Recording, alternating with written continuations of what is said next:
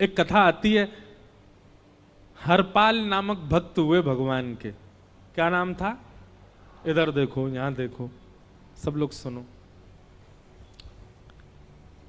तो हरपाल नाम के एक भक्त थे भगवान के, खूब भजन करते थे, खूब साधना करते थे, नाम जप करते थे, कथा सुनते थे, लेकिन वो ब्याह नहीं कर रहे थे। क्यों? उनकी इच्छा थी कि जैसा मैं भजन करता हूं, जैसी मेरी भक्ति है, जैसा मेरा भाव ठाकुर जी के प्रति है, ऐसी कन्या मिले तो मैं ब्याह करूंगा, नहीं तो जीवन भर ऐसे ही रहूंगा। तभी उनके किसी रिश्तेदार ने आकर के बताया, बोले तेरे लायक कन्या मिल गई मुझको। तो हरपाल जी बोले, क्या क्या गुण है उस कन्या का? बोले उस कन्या ने शर्त रखी है, मैं उसी से ब्याह करूंगी जो रोज 1000 संतों को प्रसाद पवाता हो। हरपाल जी बोले, अब तो मुहूर्त भी नहीं निकलवाना, कल ही ब्याह करवा दूं मेरा। ऐसी कन्या से तो मैं बिना मुहूर्त के ब्याह करूं। मुहूर्त उसके संग देखा जाता है जिसके संग यह संकोच हो या फिर यह दुविधा हो कि पता नहीं जीवन कैसा चलेगा। इससे तो मुझे भरोसा है बढ़िया जाएगा मेरा जीवन, इसी से ब्याह करा दो। कन्या ने शर्त रखी, हरपाल जी हम आपसे ब्याह तो कर रहे हैं पर हमारी शर्त मंजूर है ना, रोज 1000 संतों को प्रसाद पवाना पड़ेगा। बोला मैं निश्चित करूंगा, आप ब्याह कर लो। और ब्याह हो गया। हरपाल जी रोज 1000 महात्माओं को प्रसाद पवाते। अब देखो, अगर कोई संकल्प ले ले कि मैं 1000 महात्माओं को प्रसाद पवाऊंगा, अगर 100 महात्मा ज्यादा बढ़ जाएं, 200 महात्मा ज्यादा, उनको मना करेगा क्या? वो तो फिर अपराध बनेगा उससे। प्रसाद पवाने का संकल्प लिया तो जितने आए सबको बैठाने की जिम्मेवारी उसकी। ऐसी कथा में भी होता है, कथा में जितने लोग आए सबका स्वागत होना चाहिए, सबके लिए स्थान पर्याप्त होना चाहिए। कई जगह प्राइवेट कथा करा, हम तो मना कर देते, मत कराओ भैया, आपको अपराध लगेगा। क्यों? वैष्णव को पता चला कि कथा हो रही, वो सुनने आ गया, जगह नहीं मिली या फिर वो बैठ नहीं पाया, तो खाली रहे भले ही स्थान, पर फिर भी स्थान बड़ा रखो ताकि कोई भी आए तो कोई रहे ना कथा से, नहीं तो कथा कराने वाले को अपराध लगता है। वैष्णव बिना सुने चला गया। तो हरपाल जी ने नियम ले लिया, रोज 1000 महात्माओं को भोजन कराते। अब 1000 की जगह कभी कभी 1200 भी हो जाते, 1300 भी हो जाते, 1500 भी हो जाते। लेकिन हरपाल जी करते कुछ नहीं थे, कमाई का कोई जरिया नहीं था, केवल दादा परदादाओं की पुश्त से जो उनके पुश्तैनी धन था उसी को ही खर्च करते जा रहे थे। 1 साल तक बढ़िया चला, 1.5 साल बढ़िया चला, लेकिन 1.5 साल बाद धीरे धीरे धन खत्म होने लगा। जैसे ही धन खत्म होने लगा, हरपाल जी बड़ी चिंता में आ गए, क्या करें। पत्नी को नहीं बताते थे। क्यों? बोले इससे तो शर्त लगी, इसको क्यों बताऊं अपना दुख, इससे तो शर्त मेरी यही शर्त थी कि रोज 1000 संतों को भोजन कराना। तो हरपाल जी ने बाहर जाते और दुकानदारों के यहां से जाकर के कर्जा लेने लगे। वो पुराने संपन्न थे तो किसी ने कर्जा देने से मना भी नहीं किया, सब देने लगे, बोले ले जा।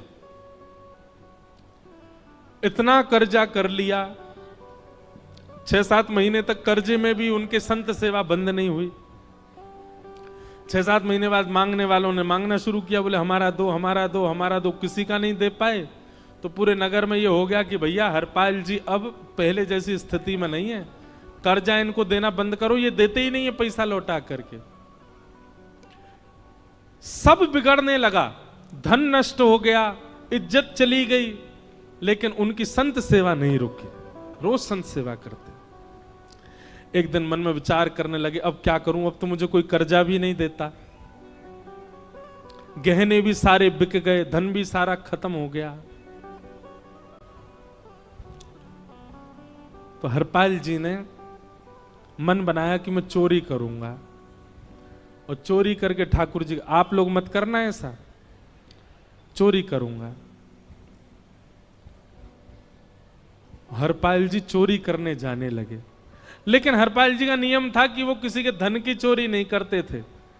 संपन्न लोगों के घर में जाते थे और उनकी रसोई घर की सामग्री चुरा लाते थे, चीनी, दाल, आटा, चावल, मूंग, नमक मिर्च, ताकि भंडारा हो जाए सवेरे। इस प्रकार महाराज चोरी होने लगी। एक घर की हुई, दो घर, अब तो हल्ला होने लगा। बोले कि घरों की सामान राशन चोरी हो जाता है। वो बड़ा विचित्र चोर है, धन नहीं चुराता है, राशन चुरा के भागता है। ऐसी चोरी होने लगी महाराज।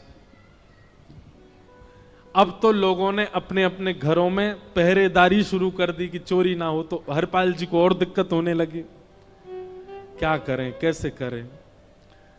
धीरे धीरे हरपाल जी इस स्थिति में आ गए कि अब संपन्न लोगों के यहां उन लोगों को ढूंढते जो ना कभी संत सेवा करते ना वैष्णव सेवा करते, और उन लोगों के यहां जाकर के थोड़ा बहुत धन चुरा लेते, स्वर्ण चुरा लेते। करना कुछ नहीं, अपना घर नहीं बनाते थे, बसाते थे, संत सेवा करते थे।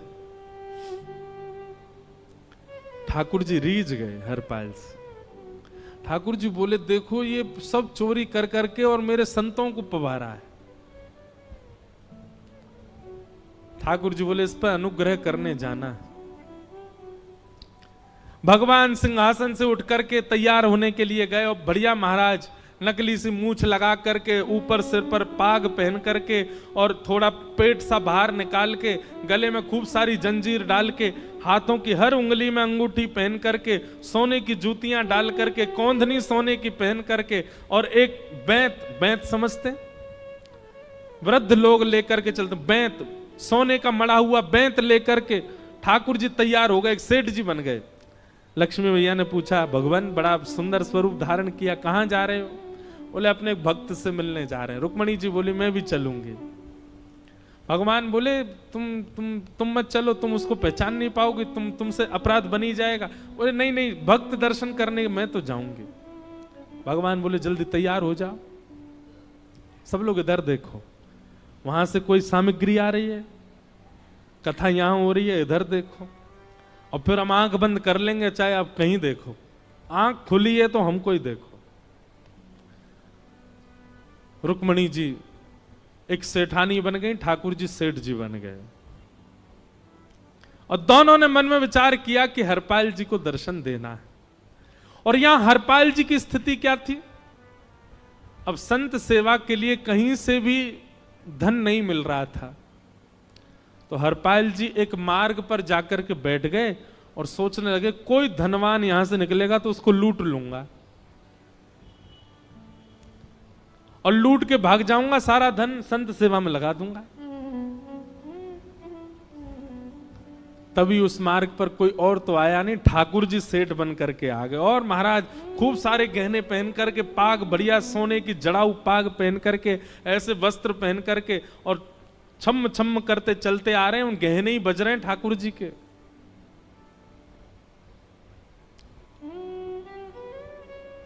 हरपाल जी ने जैसे नेत्र खोल करके देखा,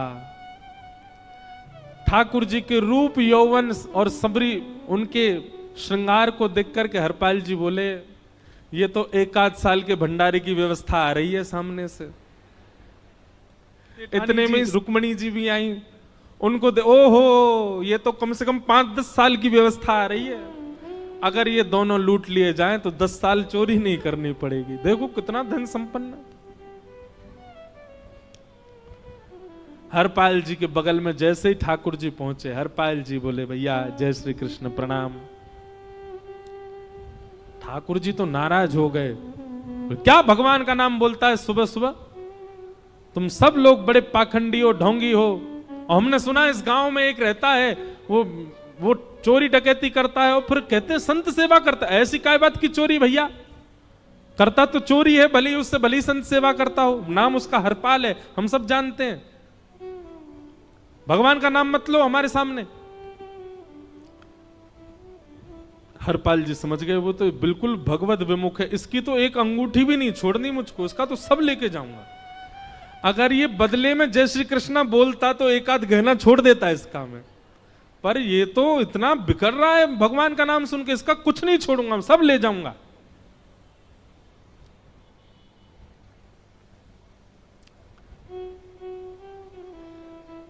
हरपाल जी बोले, हाँ भैया, एक रहता तो है डकैत इस गांव में, और उसका कोई पता नहीं है, वो कभी भी आ जाता है।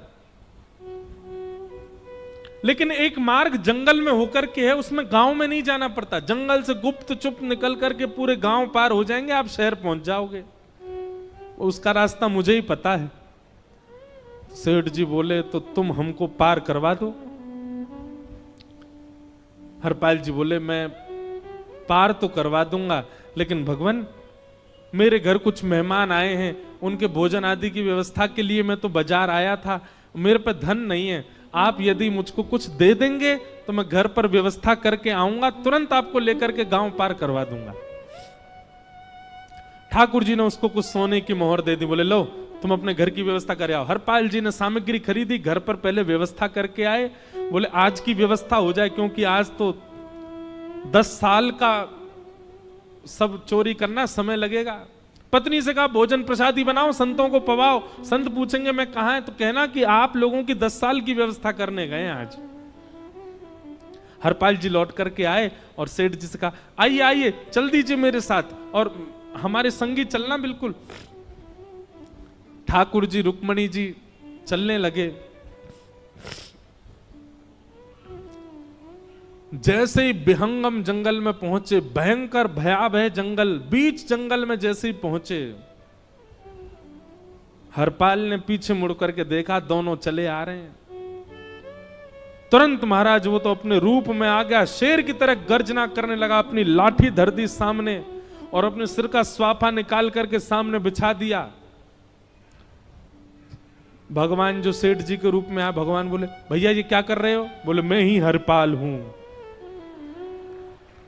सारे सामग्री निकालो, डाल दो यहां पे, एक चीज भी मत छोड़ना, नहीं तो तुम जानते नहीं हो तुम्हारा क्या करूंगा। ठाकुर जी तो थर थर कांपने लगे। रुक्मणी जी बोली देखो कैसा नाटक कर रहे हैं। रावण के आगे नहीं डरे थे, कुंभकर्ण के आगे नहीं डरे, हिरण्यकश्यप के आगे नहीं डरे, और वो हरपाल के आगे ऐसे कांप रहे हैं। भगवान तो मन की सब समझ जाते हैं, कौन ही मारने, वो तुम भी कांपो क्यों? बोले भक्त है भैया, ये हमारो भक्त है। अनुब्रजाम में हम नित्यम पूये ये तन्य रेणु भी, इसने हमारे लिए सब गवा दिया, हमारे वैष्णव संतों के लिए सब लुटा दिया, इसके आगे भयभीत होने में कोई लज्जा नहीं। लक्ष्मी नारायण दोनों कांप रहे हैं और हरपाल कह रहा सब निकालो। ए सेठानी जी कान के कुंडल उतारो। कान कुंडल उतार दिए, नाक की नथनी उतार दी, सब उतार उतार के धर दिए, हाथों के सब कड़ूला आदि भी धर दिए। भगवान ने भी अपने सब उतार। बोले बैंत कहां लेके जा रहे हो? उसको भी धर दो। बोले अरे भैया बुढ़ापे की लाठी, हम गिर जाएंगे। बोले कुछ नहीं गिरोगे, धर दो इसको। जीवन में कभी राम ना, जय श्री कृष्ण बोलने पे चिल्ला रहे थे मुझ पे, रखो इसको यहाँ पे। सारा धर दिया। बोले बहुत बढ़िया हो गया, अब 10 साल की व्यवस्था हो गई। इतने में भगवान की कनिष्ठ उंगली में एक अंगूठी थी। हरपाल बोला ये कहां बचा के ले जा रहे हो, उसको दो। बोले अरे भैया ये तो बहुत बचपन की हमारी अंगूठी है और ये आज तक हमारी निकली ही नहीं है और ये निकल ही नहीं पाएगी, इसको बाहर हम निकाल ही नहीं सकते, इसको तो रहने दो हमारे पास। बोले तुम क्या जानो, इस अंगूठी से कम 1 हफ्ता संत भोजन होगा और तुम पे तो दया करनी नहीं है। चिल्लाए थे मुझ पे जय श्री कृष्ण बोलने पर, निकालो इसको। भगवान खूब प्रयास करें, वो नहीं निकले तो हरपाल जी ने उंगली पकड़ी, बोले इसको काट देता हूं मैं, तुम्हारे पास उंगली रहने का कोई काम नहीं है, तुम उंगली से करते ही क्या हो।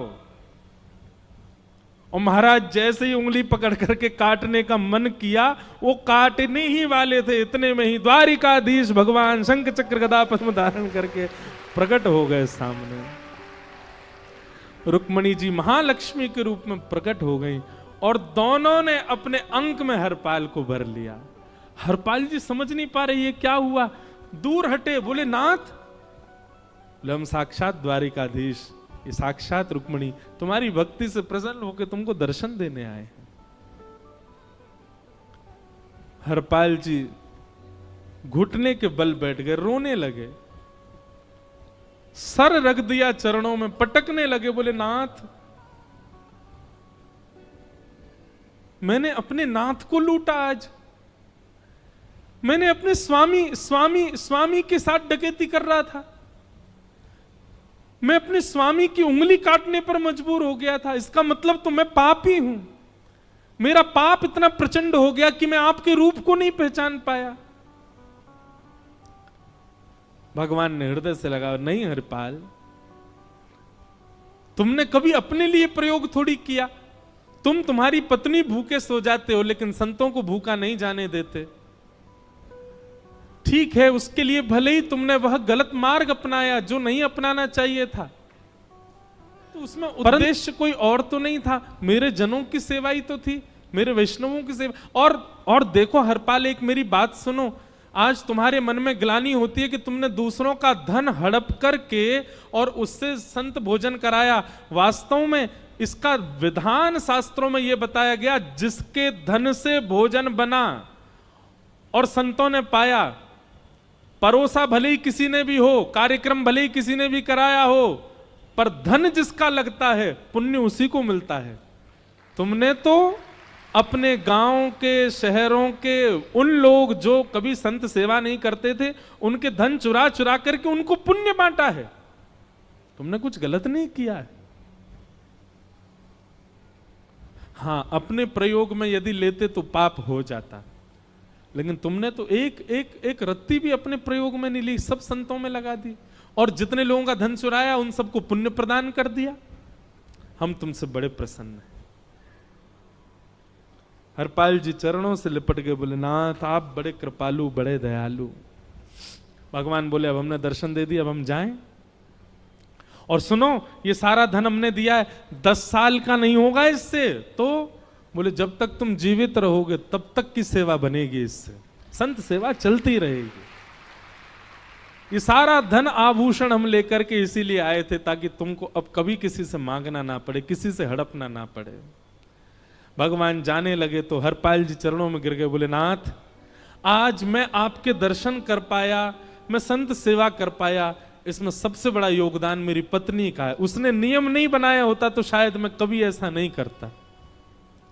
आप उसको दर्शन दिए बिना जाएंगे, मैं उसको क्या बताऊंगा? मैं उससे जाके कह भी नहीं पाऊंगा कि आप मुझे मिले, और उसकी वजह से आप मुझे मिले हो, कृपा कर उसको दर्शन दे दीजिए। ठाकुर जी बोले ठीक है। तुरंत लक्ष्मी नारायण भगवान ने छोटे छोटे बालकों का रूप धारण कर लिया और हरपाल जी की गोद में बैठ गए, और हरपाल जी अपनी गोद में लेकर के ठाकुर जी को घर पर आए, और आकर के अपनी अरे सुनो देखो कौन आए हैं। जैसे बाहर आकर के देखा तो नन्हे से ठाकुर जी, नन्ही से रुक्मणी जी गोद में बालकों की भांति बैठे हैं। बोले अरे इतने सुंदर सुंदर बालक। बोले बालक नहीं है, ये साक्षात जगन्नाथ भगवान, साक्षात रुक्मणी जी, साक्षात द्वारिकाधीश हैं। तुरंत ठाकुर जी अपने रूप में प्रकट हो गए और दोनों दंपति को दर्शन दे करके भगवान वहां से प्रस्थान कर गए। बोलो भक्त वत्सल भगवान। तो एक भक्त जीवन संगी का प्राप्त होना भगवत दर्शन तक ले जा सकता है आपको। अब जिनके ब्याह हो चुके हैं उनसे तो अब हम कुछ कर नहीं सकते, पर जिनके नहीं हुए हैं संभल जाओ, सुधर जाओ, ठाकुर जी से प्रार्थना करो, और प्रार्थना करके केवल एक ही चीज मांगो, क्या? हम गृहस्थी हैं नाथ, यह गृहस्थाश्रम है, हम इसमें आ चुके हैं, अब कृपा करके हमारे जीवन में जो भी आए वो आपका भक्त आए। लेकिन आपके अथक प्रार्थना करने पर भी ठाकुर जी ने यदि नहीं, तो भी चिंतित मत होइएगा। मीराबाई को भी नहीं मिले अनुकूल, करमेती बाई को भी नहीं मिले अनुकूल, सक्कूबाई को भी नहीं मिले अनुकूल पति, अरे नामदेव जी को भी नहीं मिली अनुकूल पत्नी।